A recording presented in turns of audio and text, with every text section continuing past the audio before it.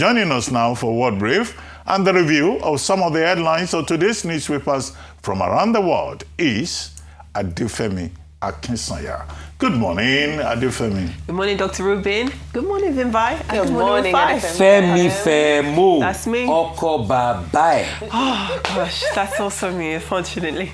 Good morning to you all. Good morning to you viewers. Let me tell you what's happening. Thank you. That's the correct one. Let me tell you what's happening around the world. Now, let's take a look at this picture here. This is Sanae Takaichi. Just 3 months ago, she became Japan's first woman prime minister, but she's just called for a snap election to be held on February 8th. Now, Japan's next general election isn't until October 2028, so why is she taking this risk now? Well, there are a few reasons. Firstly, she wants to create a mandate. She wants a proper, direct mandate. She wants voters to judge her directly on whether she should continue leading the country. Other than that, she's actually quite popular right now. So her personal popularity polls are relatively high early in her term, and calling for a vote now gives her the best chance to convert that popularity into a stronger parliamentary position before opinions shift. Now, after that, there's also the issue of regaining a parliamentary majority. Now, as it stands now, the ruling Liberal Democratic Party in Japan lost its clear majority in the 2024 general elections and then again in the 2025 upper house elections, forcing it into a very fragile coalition with the Japan Innovation Party. So her calling for an election means that a strong election result could give Takaichi a more stable majority in the lower house in order for her to pass legislation and become more effective. Now, Takaichi also wants voter backing for major policy shifts, her own advancement of her own policy agenda. That includes things like a temporary suspension of the 8% consumption tax on food in order to boost household budgets, as well as the economy. And then there's also the increased fiscal spending initiatives that she wants, as well as expanded defense outlays. And that's amid regional security concerns, especially when we're looking at the influence of China and Japan's support of Taiwan. So Takaichi's call for a snap election is a calculated move to seek voter approval, secure a stronger parliamentary majority, and legitimize her policy direction at a moment when her personal approval is relatively strong and the political landscape is volatile. So it does make sense for now. Takaichi will dissolve parliament this Friday, with the early election being held on the 8th of February. So we'll see how that works out for her. Moving on now, and the Kremlin has announced that Vladimir Putin has been invited to join Donald Trump's Board of Peace, set up last week with the intention that it would oversee a ceasefire in Gaza. Now, this alleged invitation, well, it's not alleged anymore because Trump has confirmed it a few hours ago. This invitation has been confirmed by Trump himself, not so much by the White House, but Trump himself has confirmed it. And it does come as Putin shows no sign of ending his own war, his own occupation of Ukraine.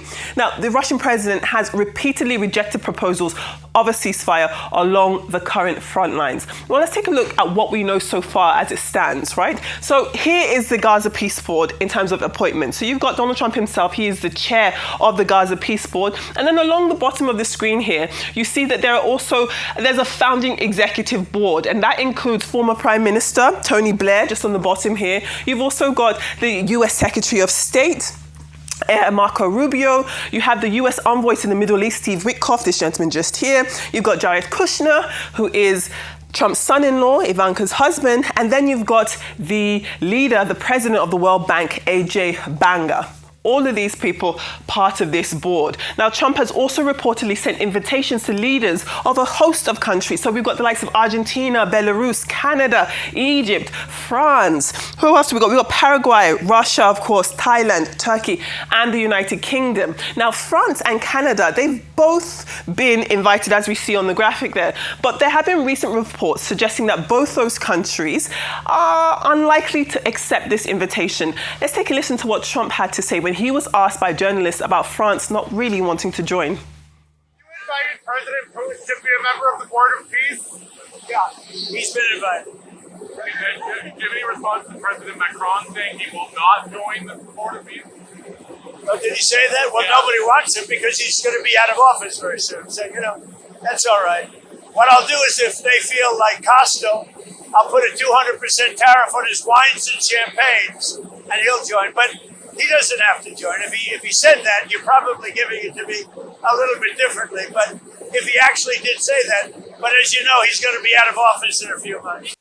Now, did you hear that? Trump was asked about what he felt about Macron, they said, effectively denying this invitation. And he said, well, nobody wants him.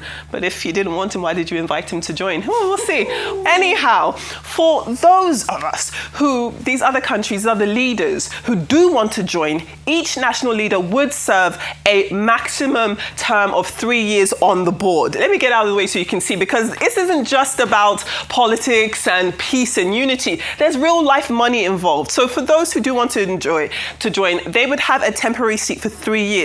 That's unless their governments paid a $1 billion fee to become a permanent member. Now, this is interesting because if you know, it does sound a lot like Trump's elite membership package for his Mar-a-Lago estate and for his golf clubs. At this point, it's unclear who would be the recipient of such membership money and how that money would be used. But we'll see. We'll see how that goes. Let's also not forget that the ceasefire in Gaza, which the Board of Peace was originally meant to oversee, remains in limbo. Israel has continued its regular bombardment of Gaza while Trump and the rest of these leaders talk about membership fees. Staying with Trump, though, he has said that he no longer feels obliged to think only of peace. That was after he was not awarded the Nobel Peace Prize last year. Now, he sent a text message. He sent a message to Norway's Prime Minister Jonas Gahr Store, and in that message, he said that considering your country decided not to give me the Nobel Peace Prize for having stopped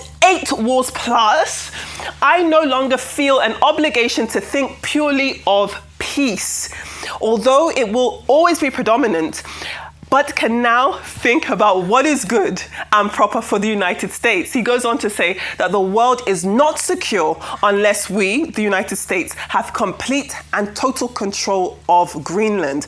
Very strong words there in that message. Now, in response, the Norwegian Prime Minister explained, please, the Nobel Peace Committee, it's an independent committee. It's not the decision of the government of Norway. They don't award the prize, which, as we know, went last October to Venezuelan opposition leader Maria Corina Machado, who last week awarded her prize to Trump. And as you can see, it's clearly not enough to satisfy him. Okay, we'll get into that a bit later. Let's look at our newspaper headlines. As always, we begin with the front page of This Day. Now, This Day has a whole host of stories here. Our lead story this morning is the International Monetary Fund saying that Nigeria's recent economic reforms are beginning to show results, raising its 2025 growth forecast to 4.4% and projecting 4.1% growth for 2026 to 2027. Also on the front page, and our picture headline, is our Vice President Kashim Shettima, who inaugurated Nigeria House for the 2026 at the 2026 World Economic Forum happening in Davos. We have a strong contingent there, and it's marking the first ever sovereign Nigerian pavilion at the event. So huge congratulations to Nigeria. Moving on to The Advocate this week. Now, in this week's edition of Onikepo Braithwaite's column, she examines the death of the 21-month-old son of Nigerian novelist Chimamanda Ngozi Adichie. She questions whether it was caused by medical negligence, an alleged propofol overdose, or a serious illness like meningitis. She also argues that only a proper autopsy and coroner's inquest can legally determine the cause. She also warns against a trial by public opinion and goes on to say that a cremation without an autopsy may have destroyed crucial evidence needed to prove or disprove negligence. Let's move on to the Daily Independent this morning. The Daily Independent reports that the federal government is leveraging a $500 million World Bank-backed bridge project to expand broadband access nationwide. Now, this plan aims to deploy up to 90,000 kilometers of fiber infrastructure and revive the fiber optic rollout. And that was after Nigeria missed its 70% penetration target under the 2020 to 2025 National Broadband Plan. So let's see if this one makes it over the line. Moving on to the Vanguard this morning. The Vanguard reports that the Lagos State Governor Babajide Sanwo-Olu has signed the 4.44 trillion naira 2026 appropriation bill into law, calling it the budget of shared prosperity. Also on the front page of the Vanguard, there is news that the Kano State Governor, Abba Yusuf, is set to defect from the NNPP to the APC, with President Bola Ahmed Tinubu meeting him privately in Abuja ahead of the move. Now, the defection has delayed APC membership e-registration in Kano, which will now start once Yusuf and the APC leader, Abdullahi Ganduje, return. Interesting times ahead. Let's take a look at the New Telegraph.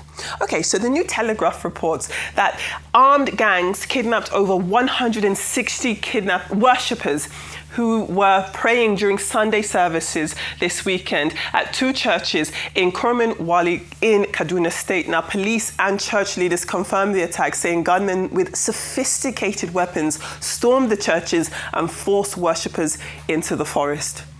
The Daily Sun, it does report that members of the Association of Indigenous Contractors of Nigeria, they blocked the Minister of State for Finance, that is Doris Uzoka Anite, from entering the Federal Ministry of Finance in Abuja on Monday over unpaid debts of about 4 trillion naira. That caused tension and a brief scuffle with security personnel.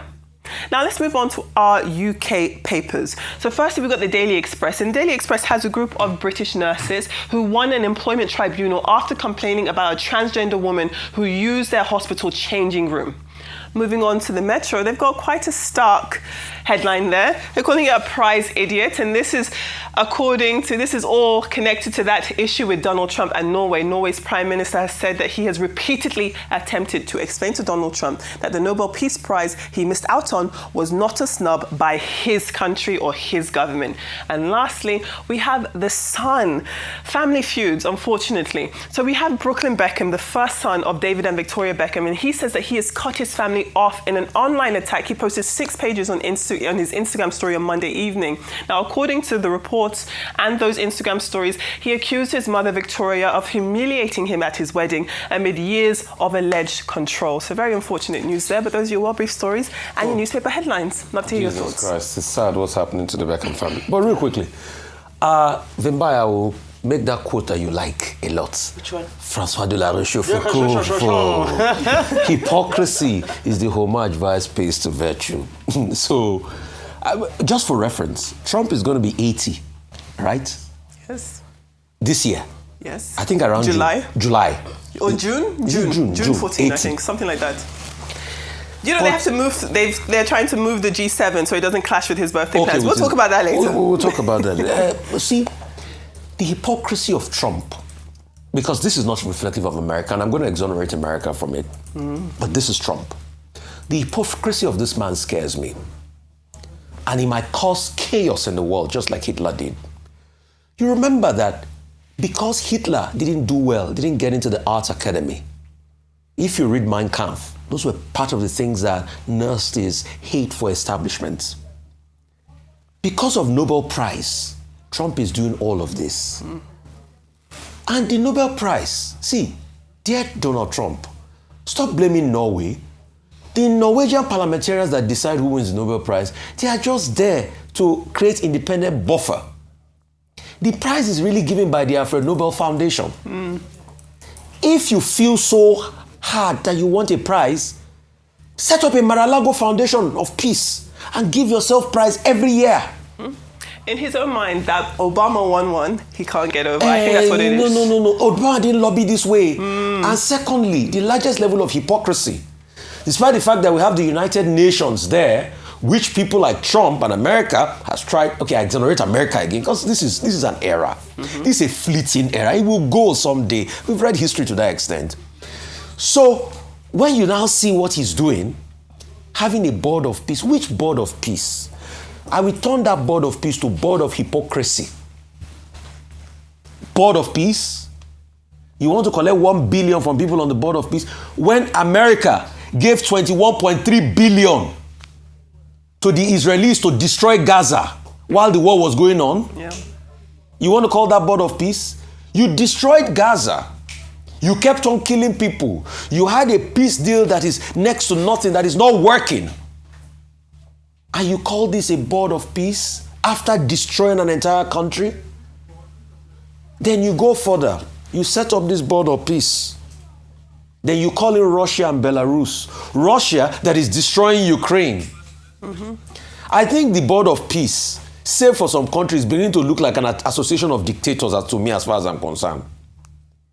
Because you are calling in Russia and Belarus. We know what Lukashenko has done to his people. We know what Russia has done to Ukraine. We know what he did to Crimea. We know what he did to South Ossetia and Abkhazia. So you are justifying dictators on something you call a board of hypocrisy. I mean, anyway, we've seen things like this happen in history. See, thank you. This too shall pass. It's not today, so... Okay. So let me begin with something that might raise Rufai's blood pressure. So I'm not mad at Donald Trump about Greenland. Greenland is a colony. So even if you look at the letter, he speaks about, oh, so you lay claim to this land because a boat arrived there a few hundred years ago. We also had boats that arrived over there. The way it's being handled, I think, is shocking. However, my question is, how are we handling modern day colonies? Because that's what Greenland is. Denmark's claim over it, it's not, it's only a semi-autonomous nation. Yes. It is, for in all intents and purposes, a Danish colony. Does it deserve to be recolonized by the United States? No, it doesn't. But it's unfortunate that in all of this, we're seeing this tussle where, in fact, there's a fight over who has the colonial powers over this territory, and nobody is asking the people of Greenland that maybe this is time for their independence. So maybe we Africans need to give them the spirit of liberation and independence so that they can realize that they don't need to function as anybody's colony. Now, that's on Greenland. Very quickly to the Board of Peace, which, for me, it looks like an attempt to recreate the world order that brought us to where we are today, which is that when the United Nations was created and the Bretton Woods organizations was created, what was the driving force? The driving force was reconstruction. The driving force was trying to get into Europe to help them with rebuilding themselves after the World War, and using the dollar hegemony to be able to drive that development. And that's what we saw, creating the emergence of the world order as we know it today.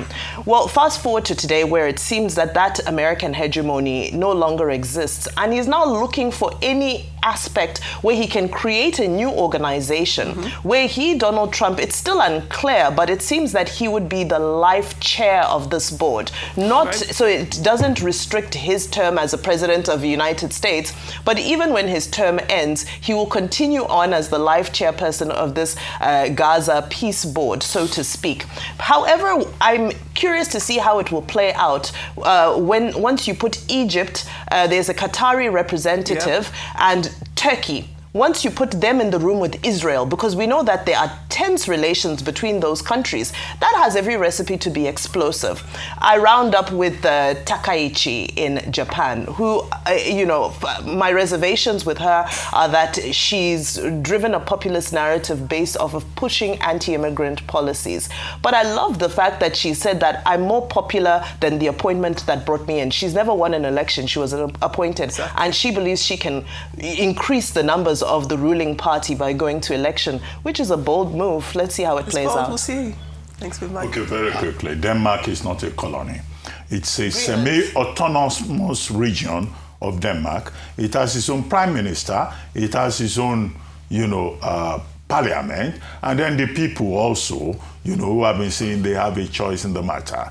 They say they would rather be part of Denmark than submit themselves to the United States. So President Trump saying the world cannot be secure except the United States seizes the territory of Greenland, even by military option, if possible, as Caroline Leavitt has repeatedly pointed out, is a violation of the basic principle of international order. I've given the history about 2 times of the relationship between the US and Denmark. I do not intend to repeat that history this morning, except to say that the European countries are reacting. Now Trump is threatening tariffs. They are threatening what is called the trade bazooka. The base bazooka is the anti-coercion instrument, which eventually is going to be to the negative interest of both the United States and Europe, generally, as we know it. However, it is interesting that President Trump, in the message to the Norwegian Prime Minister, is saying that, well, it is his ego you people refuse to give me Nobel Peace Prize. Now, they don't issue out Nobel Peace Prize as a political tool of negotiation. I think President Trump needs to be educated in that regard. However, he's threatening tariffs up to 15% by February 1, up to 25% by June the 1st if negotiations fail. However, the Europeans are also fighting back. They met on Sunday.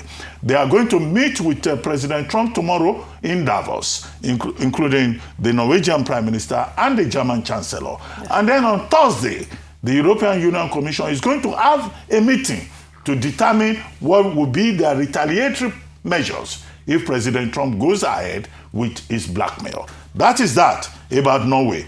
Now, with Gaza Board of Peace, I think the key editorial point there is that it's a 3-tier proposal, 21-point plan by President Trump, which he's trying to see through. He is the chairman who is going to control everything. So whatever money that is going to come chairman. in, you know, he's Chairman Trump. Life chairman. Of that Gaza board that is going to be in charge. But he has put together strange bedfellows, pro-Israel figures like Marco Rubio, Jared Kushner, and then controversial figures like Tony Blair. Yes. But the major point that I think should be made here is that the Palestinians are put in the 3rd tier of the 3-tier structure, which makes this a real estate neo-colonial, structure that the Americans are putting together in collusion with the Israelis. However, you mentioned Russia. Russia is saying it's going to study the nuances involved. Yes. As for Japan, Takaishi, the Prime Minister, popularity as a result of the issue with China, but there are political issues. There are also social, economic issues, which is why she's now saying consumption tax is going to be reduced. The 8% consumption tax on food. Yes. And the other levy of 10%, so that government can reduce the cost of living and inflation that is already above 2% target. So you look at the economic side, you look at the political side to shore up the popularity, not just of herself, but also of the party. Indeed. Well, thank you very much.